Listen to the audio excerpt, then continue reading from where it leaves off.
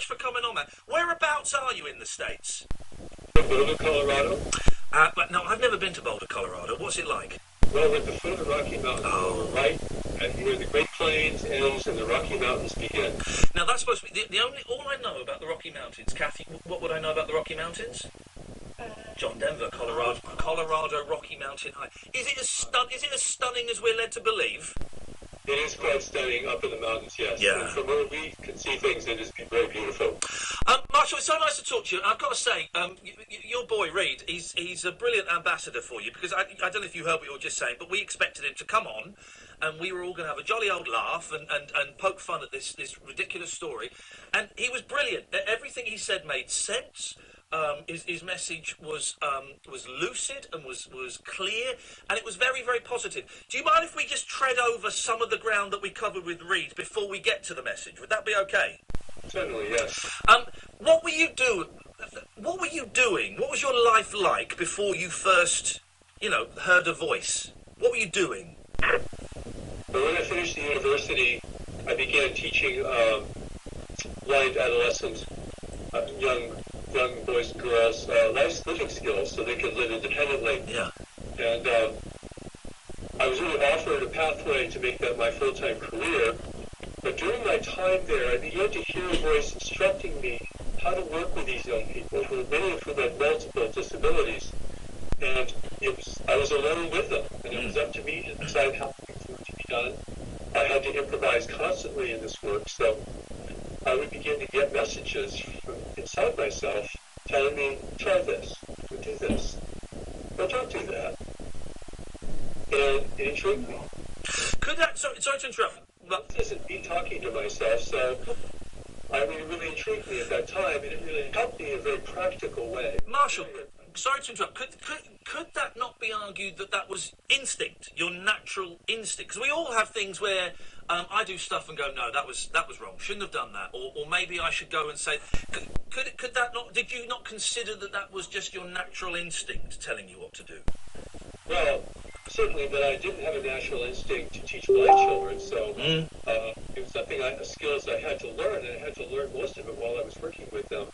But you're right, we do have innate intelligence within us, and we're going to be talking about that hopefully in our time together, with a much bigger thing than most people realize, and far more significant. I have to ask the question because some people are wondering, did you at any point worry that you were perhaps mentally ill when you're hearing voices in your head? Did you go and check it out with a doctor or anything? No, I didn't. But by the time I actually heard the voice really powerfully, it had been instructing me in many, many ways, and I was already at a point of teaching inner guidance to other people, having realized how important it was for their development and to bring their lives into balance and to set a clear direction coming from within them. Because I'm not going to tell them how to live. So, but we have within us a deeper intelligence, a deeper mind. And when you talk about instinct, some of that instinct comes from this deeper mind. But it's a much bigger thing than people realize, even beyond intuition as we normally think of it. When did you, and if I've got this wrong, you'll tell me, when did you get the voice saying you need to go out in the desert because you're going to get something big? Well, in 1981, I had an epiphany, and I described that as an encounter with a force so powerful that it almost blew my life apart. In fact, in ways it did blow my life apart, even though I'm not speaking physically here. But everything changed for me after this, and this was an initiation experience that I had. It was following that I had to leave all my students, my relation, everything, and wander for 9 months. And that wandering brought me to the desert of the American Southwest, where this presence came again, though not quite so powerfully, and said, return to the city and begin to record. And within 3 months, I was back in the city, beginning to record in January of 1982, and that was the very, very beginning of the transmission of the new revelation from God. And what did your friends and your family say when you came back and said, guys, forget the teaching, forget the helping the children with learning difficulties, I'm getting messages from God and I'm going to write these books? There must have been some of your friends, Marshall, that went, oh, come on, dude, you've been smoking too much. Well, I didn't tell many people, to tell you the truth. And it's a good thing. You don't want to talk about such things when it's still very formative in your own experience. I always get disturbed when I see people, having coffee together talking about their spiritual experiences, which I think really is unwise to do that, because something is trying to grow and emerge within you, and that was certainly the case with me at that time. But I was very careful. I'm a very careful person. And I put it to the test, You have to put these things to the test in your own life. I don't want to get other people's reactions and opinions. They don't need to know. In this formative time, I had to put my life to the test. If this was going to give me clarity and a sense of purpose and it's going to work, I will follow it. And I took these steps, some of which I did not understand in the moment, because this is not a rational process. Our rationality is only a thin veneer of coping ability dealing with an uncertain world. Beneath that, we are made of something very different. And that was being really stimulated within me. And I think that many of your listeners have perhaps experienced this in their own lives, certainly getting messages to do things or not to do things, but also that, we're a lot bigger than we appear to be, even to ourselves. What do you mean by that? We're bigger than we appear to be? Well, we're not just a social product. I mean, we're not just a product of culture and family and myriad overwhelming influences. We have an eternal nature within us, and we call that knowledge. That's how the new message refers to this deeper intelligence, deeper reality within us. Yeah.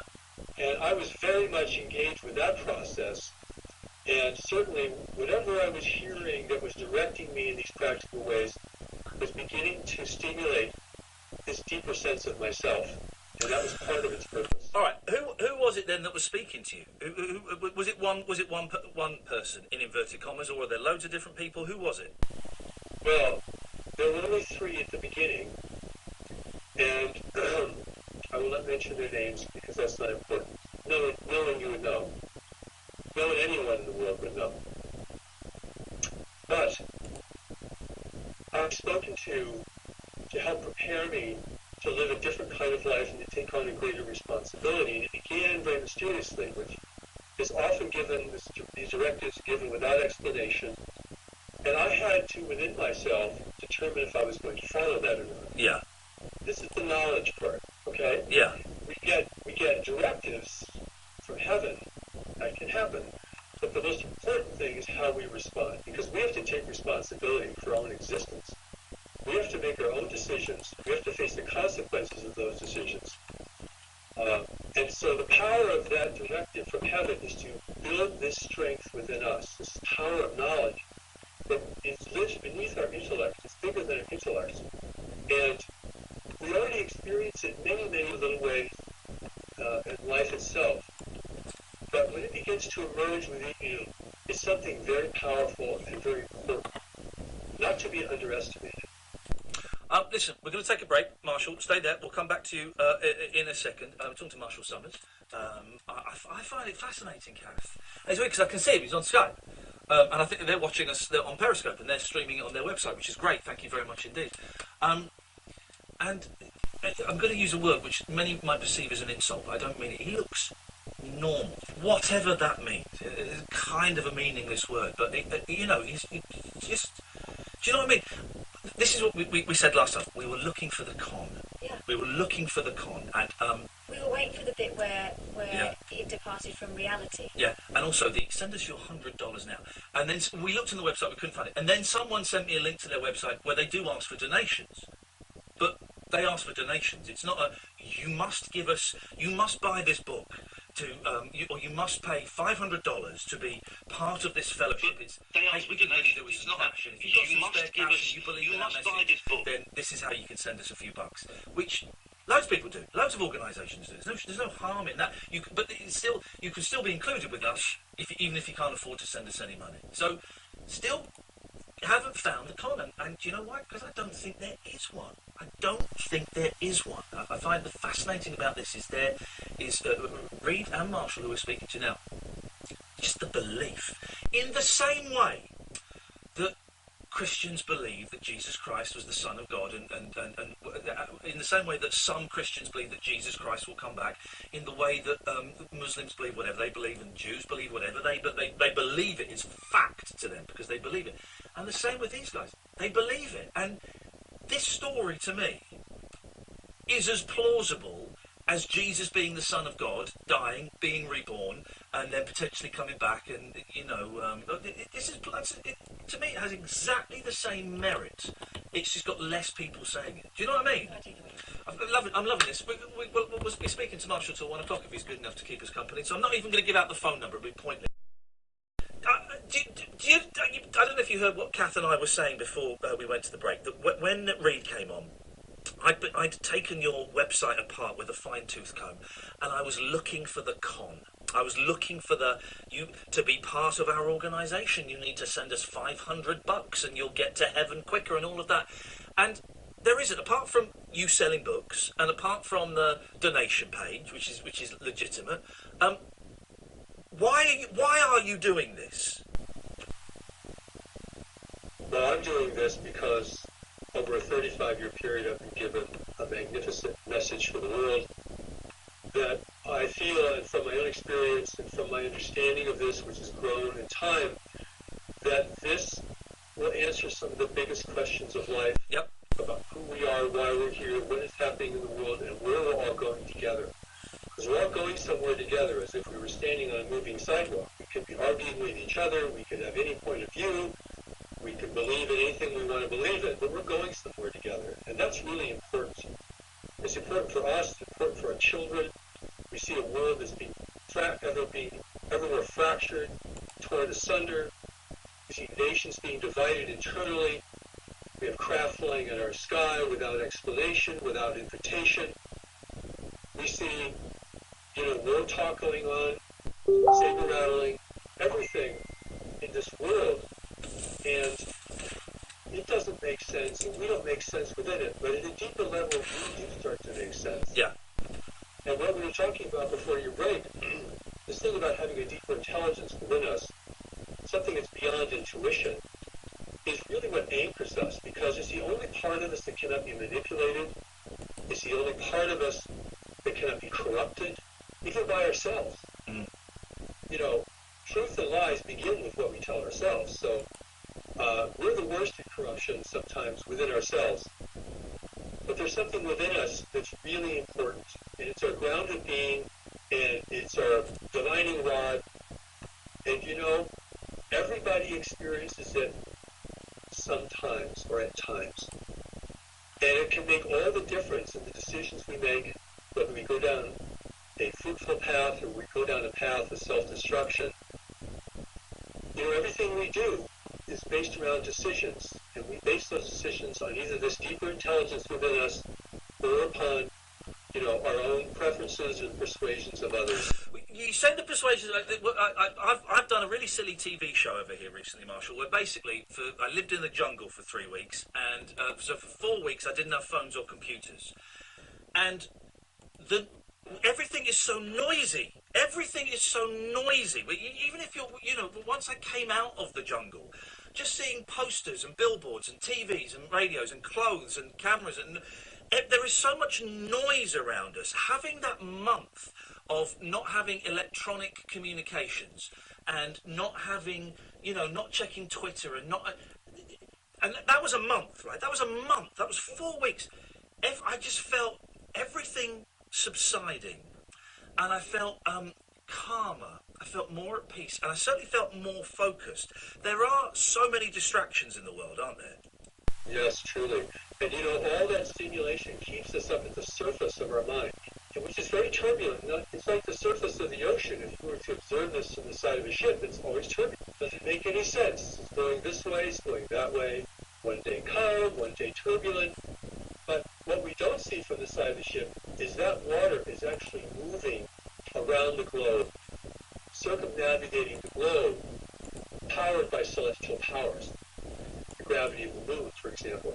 So we live at the surface in a very turbulent state, and our world reflects that.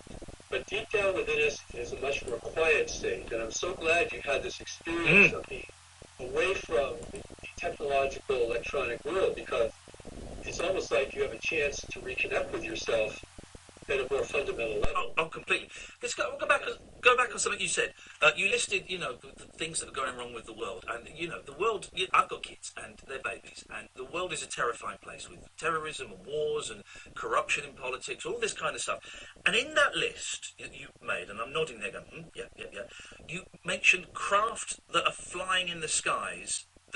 What did you mean by that? I mean, we're experiencing a visitation and an intervention by races from beyond the world, physical races.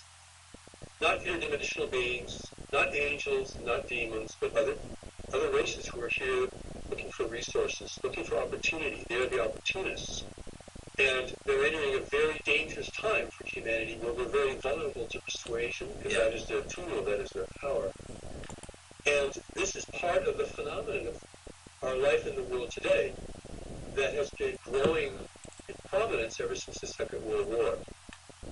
And it's something that governments keep secret. In fact, some of those secrets come out, as happened recently in the United States.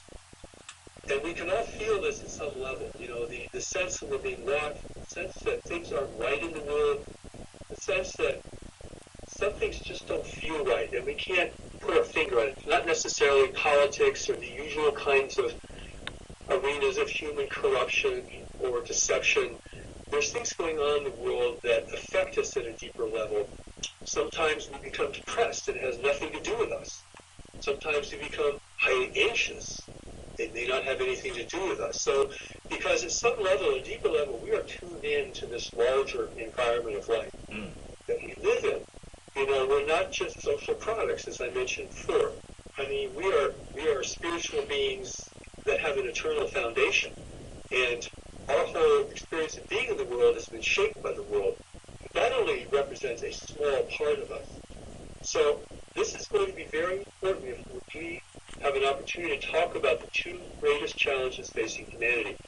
Because this knowledge that lives within us is the missing piece that will make the difference between whether we see, know, and take action or not. Okay, go on then. That's why it's so important. Go on then. Give us the two greatest challenges. Well, I will tell you why the new message has been given. Something that I didn't know at the beginning. In fact, I was really kept in the dark for a long time while this thing slowly came into being. And I will say, because I think this is important, that I was being tested during those early years. Mm-hmm. For instance, I was held back for 20 years from going on the media with this. By whom? By the voices? Yes. I was not ready. In what way not ready? What, because I'm sure you've had a battering. I didn't have the depth of understanding. The new message had not been revealed fully to me. I was still in formation to be its messenger. I had to set aside personal distractions considerably. I had to establish a practical foundation for my life, a lot of work. And beginning to receive this and to publish its books took a very long time. And all the message hasn't even been given yet. So it's that big because of the great challenges facing humanity. So the new message has been given for four reasons, fundamentally. It's been given first because we're entering a new world reality, a world of declining resources, a world of disrupted climate and weather, which will increase as we go forward. We're living in a world of greater upheaval and instability, as if we were a growing population drinking from a slowly shrinking well. And the tensions that this creates, the fracturing, the distrust, the unease, the political bickering and divisions, it sends these fracture lines moving in all directions because the ground beneath us is changing. I've asked so many people in my travels around the world, how do you feel about the future? And I would say that 99 out of 100 would say, not good. That's all the English they could say, but not good, or they would shake their head, because innately we sense that we're heading into very difficult times, which is the truth. Okay, let's not give ourselves happy talk and think that this is all going to be fine and worked out, or that God is going to intervene and make everything right for us, because we're the ones sent here to the world to make things right. And if we can't get the job done, then we have to face the consequences. So we're entering a new world reality. We call that the great waves of change. Political change, environmental change, economic change. The feeling of turbulence is there. The second big reality is contact with intelligent life in the universe. Yeah. Because races from the universe are interfering in our world, acting surreptitiously, here without our permission or consent, setting their own boundaries and rules of contact. Well, let me get, Marshall, because that is where I think you're going to lose a significant number of people. I think everything you've said up to that point, and I'm not saying this is necessarily my opinion, just up to that point, everything you've said, people, I think, could pretty much would be nodding along with. But I think some people might start going, hang on, when you say that you believe there are aliens, living amongst us in human form that are manipulating society? No, I'm not saying that. Go I'm on. saying that they're flying in our skies with impunity. This has happened in the UK. It's happened in America. It's happened in every country in the world. It's been cited by airline pilots, Air Force pilots. Oh, yeah. I've seen the stories, yeah. I mean, this is something that countless numbers of people, most of whom were afraid to ever talk about it for fear of rejection. So that's a big reality. That's one of the reasons the new message is here, because we don't know what's happening and we don't know how to prepare for it. And that puts us at a tremendous disadvantage. So a lot of people are afraid to look at this. I mean, it's very ominous, really. It's going to be the biggest life-changing event in human history. Are you suggesting that there is going to be some kind of intergalactic war? And by the way, I've seen a UFO. Me and my wife saw one, and so I kind of buy what you're saying. But are you suggesting there's going to be some war? No, I'm not suggesting that, because in our region of space, according to the new message, it's revelation about life in the universe. War is suppressed in our region of space because advanced nations have found other ways to influence each other without the use of force. I mean, if you think about this for a minute, it makes total sense, because if you want to have control over another's world or resources, you want to preserve as much as you can. You don't want to destroy things. So, this is intelligence. We think of life in the universe like our movies, which is a big shooting gallery. That is not life in the universe. So we are dealing with much more refined levels of persuasion and influence. And this is how those who are present in our world are engaging with people in attempting to influence certain individuals in positions of power in religion, commerce, and government. This is something that's a very behind the scenes, but people are experiencing encounters all over the world with very damaging effects. So what I'm presenting to you has decades and decades of evidence behind it. I'm not a ufologist, but I'm telling you that the revelation is giving us the eyes to see. It's opening the doors to the reality of life in our little universe as nothing else I know done. How is getting the message across going? And I'll tell you why I asked that. Because, one of the great ways of communicating these days is online. And as much as I hate social media, Twitter is essential for me to say, hey, guys, I'm back on the radio tonight after 5 weeks away, and then loads of people come. And I noticed that you were on Twitter. Your personal account has 309 followers. The New Message from God account has 1,164 followers. Now, that says to me, and if I'm wrong, again, you'll correct me, that says to me there ain't that many people listening, Marshall. Oh, well, we seem to have quite a few people, and, yeah. It's interesting because we make our teaching free online, and so people are studying it all over the place. Yeah. We don't even know. I mean, we don't even know how many people are studying it. Sometimes people will order books, physical books, which we have to make. But, it's going to be in thousands. We have 230,000 people following us on Facebook, so what I'm presenting, a lot of people is taking time to take in. This is a big thing. I'm going to just tell you a few things. No. To bring a whole new reality, really. But is it not frustrating? Because I think you've written 15, 16, 17 books, and 230,000 people is a lot. Compared to, I don't even know what it is now, 7.2 billion people, it's a grain of sand, isn't it? Are you not frustrated that you have this message that you believe in so strongly, but people are not quite getting it? Or the numbers that are getting it are small? Well, bringing something of this magnitude into the world is a long-term project. It will certainly extend beyond my lifetime. It will take many, many years. And what I'm bringing, as I mentioned, is a whole new reality. And, regarding interest in visitation, I think that's very widespread. Yeah. Oh, yeah.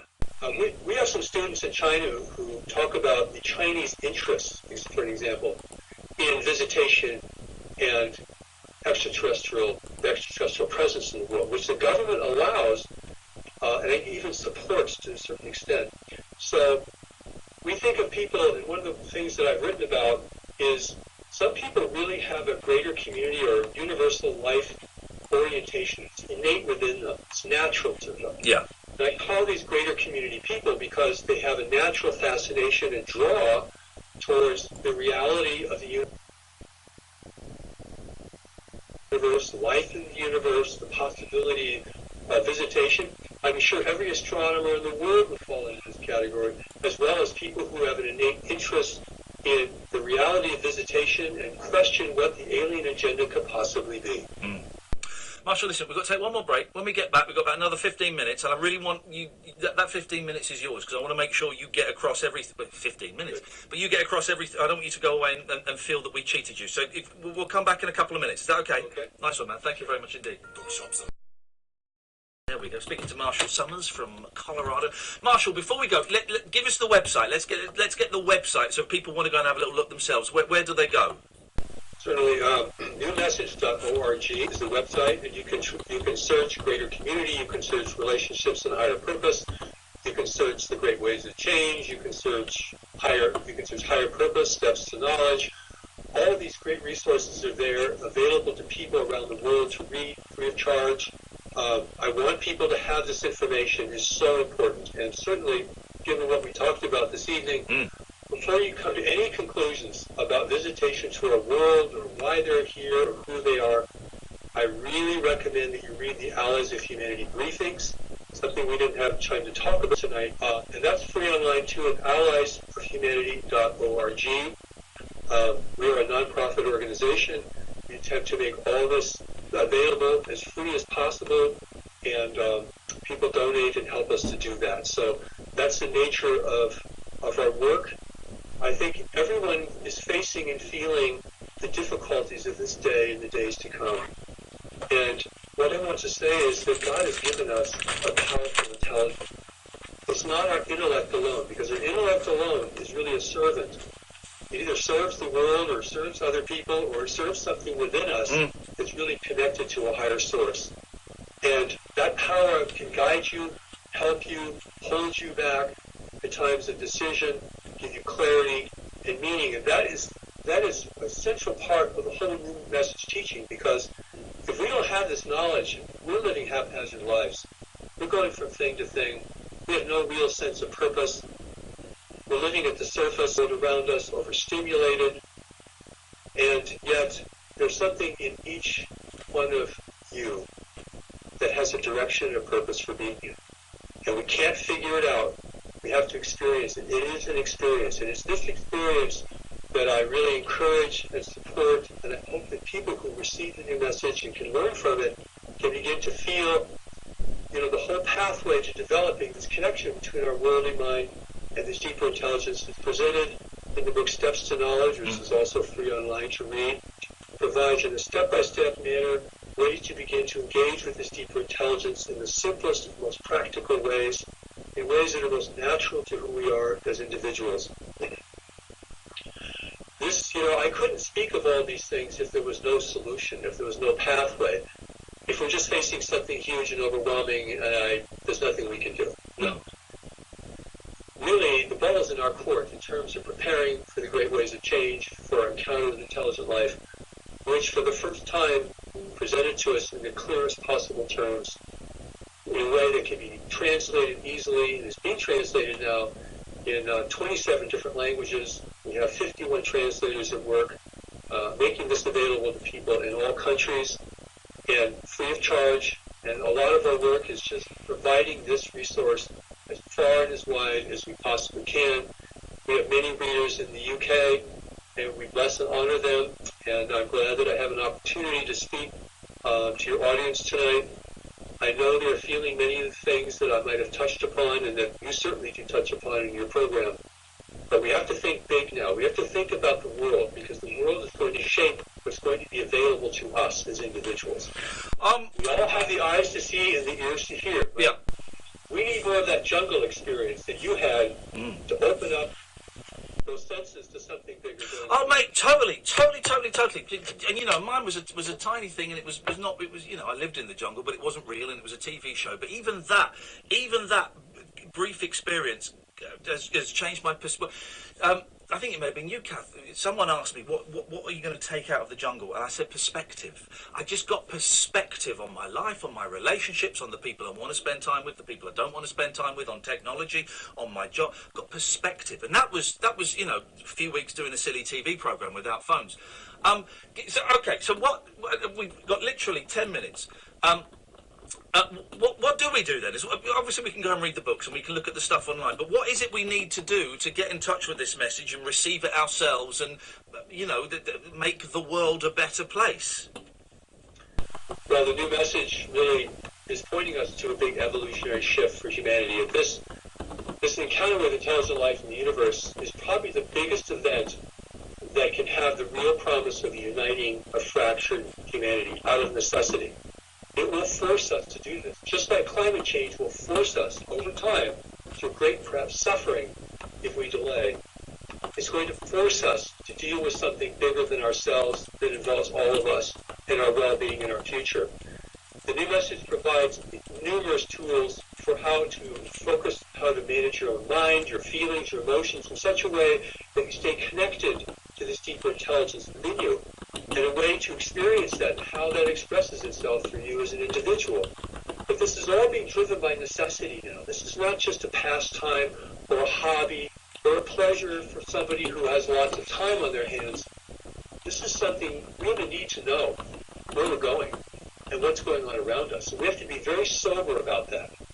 You know, this is not an adventure in consciousness I'm talking about. This is something that has to do with our fundamental survivability as individuals. We're living in an environment of ever-increasing manipulation and surveillance. How are we going to protect our inner selves from that? That part of us that cannot be manipulated. That is so important if we're to be able to have a clear mind and be able to see where we need to go with real clarity and authority. You sound optimistic. You said yourself that if you thought it was game over, there'd be no point in you doing this. Do you genuinely think, you know, in your world belief of all these potential things that are going to happen, do you genuinely think that it's going to be all right? Oh, well, I will say this. If it looks like it was game over, there would be no new message from God. It would be game over. Right. And we are just going to sink progressively into a mire of poverty and deprivation and conflict. The thing is that when you have a gift to give to the world, everyone has some kind of gift to give to the world. You do it anyway. You don't just do it when you get promised the reward or it's going to work and, you know, you're promised, there's no promise of success in life. You do it anyway. If it's the good thing to do, if it's the real thing to do, you do it anyway. I'm going to do this anyway. Don't tell me the odds. I know it looks terrible. I know a lot of people are going to suffer. A lot of people are going to crash in the years to come because we're not ready for even where we are today. You know, it's going to have huge impacts. Look what's happened, you know, in the Gulf storms. Look what's happened in the fires in California. These fires are going on in Spain, in Portugal. They're going on in Eastern Europe. I mean, Russia. This is happening everywhere. People are suffering from this. This is not some kind of conspiracy theory. This is man versus nature right now. This is the big confrontation, is man versus nature and man versus life in the universe. These are the two big confrontations. And we have to be willing to look at these things. If we're going to want to be blind and stay in our little world and not be troubled, we're going to be victims of change, not the beneficiaries of change. And this is really, I want to empower people to have this courage and strength and determination. I have to call it up within myself. I mean, I get very discouraged looking at the world. You know, I feel the tragedy of things. I feel the suffering of things. And yet, I'm going to do this anyway. Because that's the only way that something of this nature is ever going to happen. You know, we are designed to do something important for the world, and yet most people are so impoverished they'll never have a chance to do this. Impoverished by religious oppression, political oppression, economic oppression. But for those people who have the chance, it is so important for each of us who has a chance.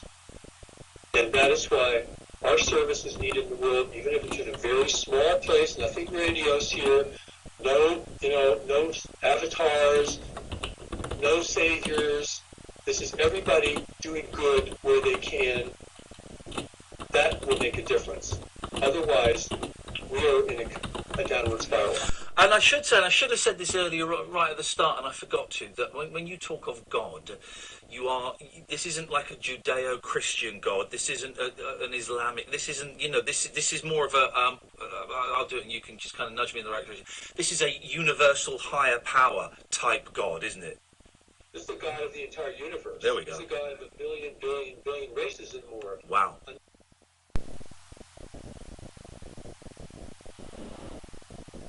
This is what the new message, it has to bring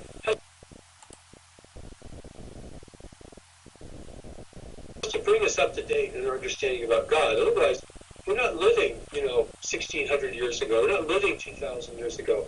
We're living in a modern world that requires us to be engaged with it, to be engaged, and not to run away and hide our own life. The God force within us is expressed through this deeper knowledge, and it's presented in the simplest, non-theological way you can imagine, because it's part of our experience already. We just don't know about it. We don't pay attention to it. We dismiss it out of hand often. We don't realize that something in us is trying to help us individually. And if people can begin to work with that on their own self-study, I'm not there to hold their hand or guide them. I'm giving them the tools. Free. Take it. Work with it. Use it. Your life is important. Don't let anyone convince you otherwise. But its importance has to be found within you for a greater good. That is a great line. That's a great line to end on, isn't it? Your importance is... Marshall, it's such a joy talking to you. I'm so glad we got to speak. We'll get you on again. I'm going to ask you a personal question I wouldn't normally ask people. Are you really 68 years old? I am 68 years old. Dude, you're looking fantastic. You need to sell that as well. There's where your money is. You're looking great. Hey, listen, man, it's so nice to talk to you and pass on our best to Reed as well. I certainly will, and thank you for your gracious having me on your show. Absolute pleasure, dude. We'll get you back again. Thank you, Marshall. Take care, mate. Okay. Bye-bye. Bye-bye.